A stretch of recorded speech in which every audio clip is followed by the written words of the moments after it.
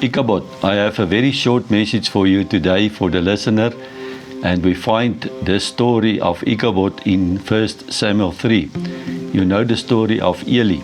Eli had two sons, Hophni and Phinehas, and his daughter-in-law was in birth pains when he heard the news that both of his sons were dead in the war. She gave birth to her son, the first son, and she called him Ichabod. Ichabod means that the glory of the Lord departure. I don't know if you are aware of the fact that Elohim at first dwelt in Shiloh, but after this abomination of Eli and his sons, he departed there and he established himself on Jerusalem, the throne of David. Now we find two biblical figures here, Eli and Ahab, and both of them we find it in the Old Testament, and I want to show you the false doctrine actually of repentance. Few people are aware. They think God will just go its own course. But it is not true. When there is true repentance, God can change His plan. True repentance, saints, can save your life, and I'm going to prove it today in the scriptures. Let's go first to Ahab in 1 Kings 21. You know the story when Ahab wants Naboth's vineyard, and Naboth did not want to sell it to Ahab. Jezebel stood in and she said, listen, I will show you how it will work. She organized that Naboth went in front of the war. He was killed, and the moment Ahab heard the news that Naboth was killed, he stepped in and he won the vineyard. I'm going to read to you 1 Kings 21 verse 16. The minute Ahab heard that Naboth was dead, he set out for the vineyard of Naboth the Jezreelite and claimed it for his own. You see, this is a king. He owns everything, yet he murdered a person just to get a small piece of land. And I noticed when we read it, it is a very strategic piece of land because it was part of the kitchen garden near his palace. So we can understand that he was desperate for that vineyard. The moment that had happened, verse 17, the God stepped in and spoke to Elijah the Tishbite. He said, Elijah, come here, you will go to Ahab. You tell him now what is going on here. On your feet, go down to confront Ahab of Samaria, the king of Israel. You find him in the vineyard of Naboth. He is gone there to claim its own. Say this to him, says the God. God's word, what is going on here? First you murder, then you theft. Then tell him God's verdict. The very spot where the dogs lapped up Naboth's blood, they lap up your blood. That's right, your blood. Ahab answered Elijah, my enemy, so you have run me down. You see, Ahab looked at Elijah as his enemy, and he said, now here's my enemy again, you run me down. You caught me on the spot. And so we can go on. Yes, I found you out, said Elijah to Ahab. And because you have bought into the business of evil, defying God, I will most certainly bring down upon you. Make mincemeat of your descendants. Kill off every sorrow male wretch who is even remotely connected with the name Ahab. Please go and listen to my previous teaching. I will make the enemy's mincemeat. I have a thorough discussion on that topic. Here I just want to focus on this thing of Ichabod. We had a saying in Afrikaans that let everything go its own course. Laat God's water oor God's akker. You don't even care. God knows the best and He can just go on. But it is not true, saints. It's a false doctrine of repentance. Ichabod. So anyone tainted by Ahab who dies in the city will be eaten by stray dogs. Corpses in the country will be eaten by carrion crows. So here Ahab prophesies that, listen, we will get rid of you, Ahab, and all your clan. And when you listen to the previous teachings regarding this, all 70 sons of Ahab were murdered by Jehu. He destroyed the whole Ahab clan. But listen carefully what repentance did for Ahab. Verse 25, Ahab, pushed by his wife Jezebel and in the open defiance of God, set on all-time record, making big business of evil. He indulged in outrageous obscenities in the world of idols, copying the Amorites whom God had earlier kicked out of Israel territory. When Ahab, verse 27, when Ahab heard what Elijah had said to him, He ripped his clothes. Listen what he did. He was an evil king. But when he heard that judgment was upon him and his descendants, he ripped his clothes to shreds. He dressed in penitential raw burlap and fasted. He even slept in coarse burlap pajamas. He tiptoed around in his house, quiet as a mouse.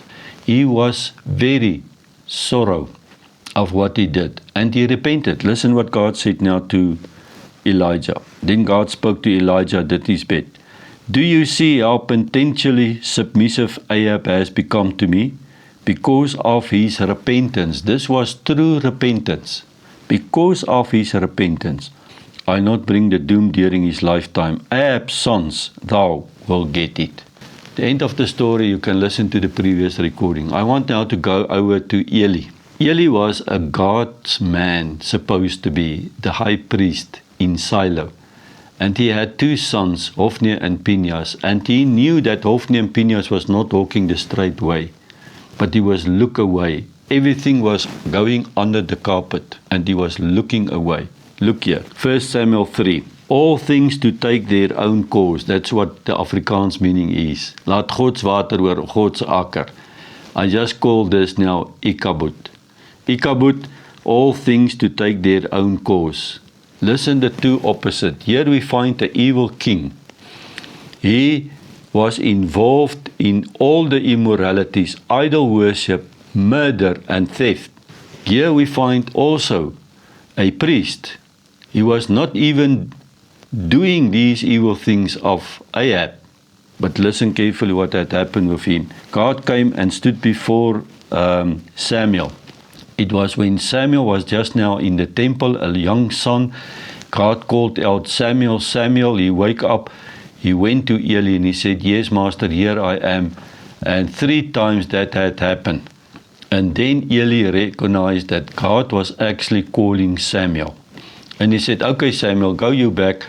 When you heard God called you again, tell him I am listening, God, you can speak to me.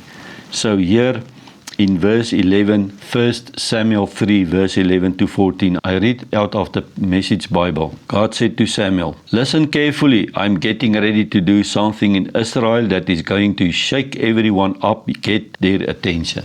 I want to say this to the world. I am going to shake the work that every single one in this world will get my attention. I don't know why I need to say this morning. I did not plan to say it. God is saying, I want to get your attention. You can come up for true repentance, or you can say, let everything take its own course. Ichabod. If you say that today, God's glory will lift and he will leave. And that had happened in the Old Testament, and it can happen today again. The time has come for me to bring down on Eli's family everything I warn him of, every last word of it. There is a warning out for the bride of Christ and the body of Christ to make it unto true repentance. Don't let this opportunity pass through in vain. I'm letting him know that the time is up. I'm here to let the body of Christ in the world to know the time is up. I am recording this especially for the nations of Africa whom I send this message now through, to send it through to your spiritual leaders. The time is up, saints. I am bringing judgment on his family for good. He knew what was going on, that his sons were desecrating God's name and God's place, and he did nothing to stop it. We as spiritual leaders are appointed, anointed with a mantle to stop this evil work in the body of Christ. And if you do not participate with the Lord to clean up these things, judgment is coming upon the spiritual leaders. This is my sentence of the family of Eli. The evil of Eli's family can never be wiped out by sacrifice or offering. There is no offering that you can do. I'm so glad that I am now and with you New Testament believers, because the blood of the Lamb wiped out everything. Colossians 2:14. He cancelled the old arrest warrant. He nailed it to the cross. It cannot be retrieved again. Passion Bible. Go and read it for you. Verse 15, Samuel stayed in bed until morning, then he rose early and went about his duties, opening the doors of the sanctuary, but he dreaded having to tell the vision to Eli. But Eli summoned Samuel. Samuel, my son. Samuel came running. Yes, what can I do for you? What did he say? Tell it to me, all of it. Don't suppress or soften one word, as God is your judge. I want it all, for word as he said it to you. So Eli summoned Samuel and he said, come and tell me what God spoke last night to you. Don't soften your word. I want it exactly as God revealed it to you. And Samuel told him, verse 18, word for word, he held back nothing. God always revealed his plans to his friends. God always revealed the future to his friends. Eli said, he is God. Listen to Eli's words. He is God. Let him do whatever he thinks is best. Why didn't he, a priest, fall down on his knees and start repenting and correct it, because God Almighty would come through for him just as he did for Ahab, just as he did it for Israel many, many times. But he said instead, all things will take its own course. Many of you listening to me today think that God is in control. Let all things take its own course, but you don't want to go down on your knees and repent. If you do that, God will come through for you, but pride in our lives hinder us. Eli was just too prideful to go down on his knees. Samuel grew up. God was with him. Samuel prophetic recorded was flawless because God spoke through him. Now we get at chapter 4. Whatever Samuel said was broadcast all through Israel. Israel went to war against the Philistines.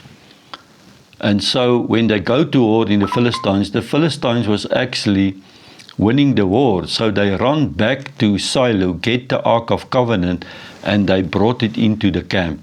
Here is another mystery that you need to take note today.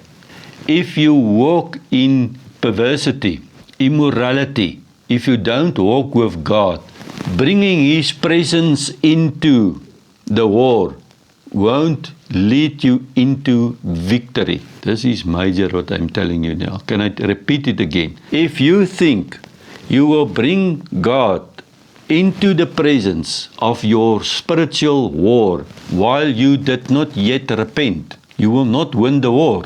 Israel thought when they will bring the Ark of Covenant in the war, now they will win the war. But there is abomination of desolation taking place in Israel. Eli, Hophni, Phinehas were in immorality. Go and read 1 Samuel through and you will see for yourself how they lived as priests. And God cannot and will not tolerate that. So the army sent orders to Shiloh. They brought the chest of the covenant of God, the God of the angel armies, to the cherubim enthroned God. Eli's two sons, Hophni and Phinehas, accompanied the chest of the covenant of God. They brought it into the camp, and all these Hebrews shouted with joy. Verse 6-9. Then they learned that the chest of God had entered the Hebrew camp. The Philistines panicked. They knew this God. Listen what they say now here. Their gods have come to their camp. Nothing like this have ever happened before. We are done, said the Philistines. Who can save us from the clutch of these super gods? There are gods who hit the Egyptians with all kinds of plagues out of the wilderness. And your feet, Philistines, courage. We are about to become slaves to the Hebrews. So the Philistines was telling the people, listen, you need to come up on your feet and fight for your lives today. We will not become their slaves of these Hebrews, just as they have been slaves to us. Show what you are made of. Fight for your lives. And they did every fight. It turned into a rout. They thrashed Israel so mercilessly that Israel's soldiers ran for their lives, leaving behind an incredible 30,000 dead. The Philistines slaughtered them independently of that Ark of Covenant that came in. Now here is the thing. After that, they even stole the chest box. The Philistines took the chest box of God in their possession. As if it hasn't bad enough, the chest of God was taken now, and the two sons of Eli, Hophni and Phinehas, were killed. So there was one guy, a Benjamin, and he ran back to Shiloh, verse 12. His shirt torn, his face smeared with dirt. He entered the town. Eli was sitting on his stool beside the road, keeping vigil, for he was extremely worried about the chest of God. When the man ran straight into the town to tell the bad news, everyone wept. They were appalled. Eli heard the loud wailing and asked, "Why this uproar?" The messengers hurried over and report to Eli, 98 years old and blind. So Eli was a very old man. And he said to Eli, "I've just come from the front, the barely escaped with my life." And so my son, said Eli, "What happened?" And now he comes with the news, verse 17. The messenger answered Israel, scattered before the Philistines. The defeat was catastrophic, with enormous losses. Your son Hophni and Phinehas died, and the chest of God is taken. Bad news to Eli, because God knows all things. Let life take its own course. Ichabod. At the word, the chest of God, Eli fell backward off his stool where he was sat next to the gate. Eli was an old man and he was very fat. When he fell, he broke his neck and he died. He had led Israel 40 years. I am convinced that the Lord will save Eli if he truly came unto repentance like Ahab. He did it for Ahab, he did it for Israel, and he could have done it for Eli as well. Here is the lesson. I am encouraging you, whatever you did doesn't matter to God. We are New Testament believers. The blood of the Lamb has paid for it. If you make it unto true repentance, God Almighty, with His strong right hand, will take you out and He will give you a long life. I am convinced, but there is a precondition. You need to repent. And that is the doctrine of repentance. So his daughter-in-law, the wife of Phinehas, was pregnant and ready to deliver. When she heard that the chest box of God had been taken, that both her father-in-law and her husband were dead, she dropped to her knees to give birth, going into hard labor. As she was about to die, her midwife said, "Don't be afraid, you have given birth to a son." But she gave no sign that she had heard. The chest of God gone. Listen carefully. Because of the lack of repentance, the chest of God gone. The father-in-law dead. Husband dead. And she named this child Ichabod. Glory's gone. The glory of God departed that day from Shiloh. It never returned again. I feel the Holy Ghost over me. The time is coming when you refuse to repent, that the glory will go, and it will not return. I'm begging the believers to make it unto repentance. The time is up. And she said, the glory is exiled from Israel since the chest of God was taken. You can go and read this for yourself. The glory of the Lord went out of Shiloh into Jerusalem on the Mount of Zion, and He established Himself up to this date. Lord, my God, I pray that the people will take this message seriously. There is a false doctrine of repentance. Let life take its own course. It's a lie from hell. Ichabod, the glory will lift. As we pray that the glory of the Lord will fall, you cannot bring that glory, the presence of the Lord in your meetings when we walk in filthiness, unrighteous deeds and prideful lives. Don't you dare to try to bring the presence in with such a lifestyle. God is not going to tolerate it anymore. I did not prepare this message. You need to listen what the Holy Spirit is telling you. Don't try to bring the presence of the Lord in while you're walking in filthiness. Clean up your house. Go onto your knees. Tiptoe like a mice in your house. And God will honor a true repentant heart. And He will uplift you with His right hand. May this be true to all of you. In the name of Yahweh, I pray it with boldness over each and every one of you. In Jesus' name, amen. Day by day, running along this race. Sometimes I fall astray, and I might again. But every time you lead me back to life, and you never leave my side. Remind me again that your goodness, it makes me want to sing, and your mercy brings me to my knees, and your faithfulness is with me till the end. And your kindness makes me want to repent. Oh Jesus, I repent.